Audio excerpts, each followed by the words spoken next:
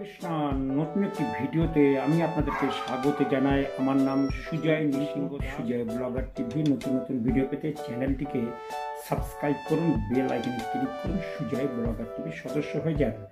তো এখন জগন্নাথের রথযাত্রার ভিডিও আমি ছেড়েছিলাম, কিন্তু এখন আর কোথাও যাচ্ছি না, এই ভিডিওটা ছাড়া হচ্ছে না। তো অবশ্যই আমি আপনাদেরকে দেখাবো ডোমজুর মন্দিরে ভক্তরা কী আনন্দই থাকে। আপনারা আনন্দই থাকতে গেলে আপনি ইস্কনের সঙ্গে যুক্ত হন, আর বাড়িতে ভগবানকে স্থাপন করে আপনি আনন্দ কীর্তন করতে পারেন। তো আমাদের ডোমজুর মন্দিরে কিভাবে কীর্তন করি, এটা আমি আপনাদের কীর্তনের ভিডিও আমি অনেক ছাড়ি, কিন্তু স্বপন প্রভুর গলায় খুব সুন্দর একটি কীর্তন। আপনারা ভিডিওটা দেখতে থাকুন। নৃত্য হচ্ছে, নৃত্যের মাধ্যমে এই কীর্তনটা হচ্ছে। তো আপনারা ভিডিওটা দেখতে থাকুন। আর আমি বাড়িতে ভগবানকে অনেকদিন দর্শন করাইনি, তো এখন ভগবানের মন্দিরে আমি যাচ্ছি, ভগবানকে আপনাদেরকে দর্শন করিয়ে দেবো। তো আমার বাড়িতে কীভাবে ডাক্তার সাজিয়ে সেটা আমি আপনাদের দেখিয়ে দিই, মাঝে মাঝে দেখাই, কদিন দেখানো হয়নি। তো দেখতেই পাচ্ছেন আমার সামনে আছেন রাধা কৃষ্ণ অষ্টসখীবৃন্দ, দেখতে পাচ্ছেন। এইভাবে আমি ডাক্তার সাজিয়ে, আজকের ছবি না, এটা আজ থেকে 10 বছর আগে আমি কলকাতা মন্দির থেকে কিনেছিলাম।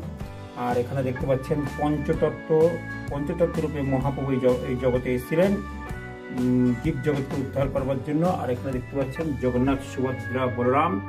এটা রাজাপুরে আছে, মায়াপুর থেকে 10 টাকা ভাড়া করে রাজাপুরে চলে যাবেন, সেখানে দেখতে পাবেন জগন্নাথ, সুভদ্রা, বলরাম।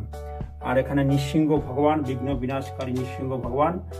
আর এখানে গোপাল আছে, আমি গোপালের সেবা করি বলে গোপাল এখানে রাখা আছে। এইভাবে আপনারা ডাক্তার সাজাতে পারেন। তুলসী মহারানী আপনি বাড়িতে রাখতে পারেন, খুব সুন্দর তুলসী মহারানী।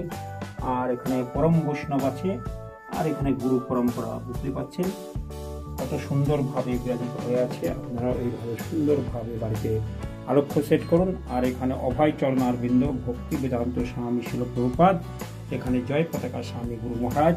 তো চলুন চলে যায় ডোমজুর ইস্কন মন্দিরে, সেখানে কীর্তন হচ্ছে স্বপন প্রভুর গলায়। তো ভিডিওটা দেখতে পাবেন।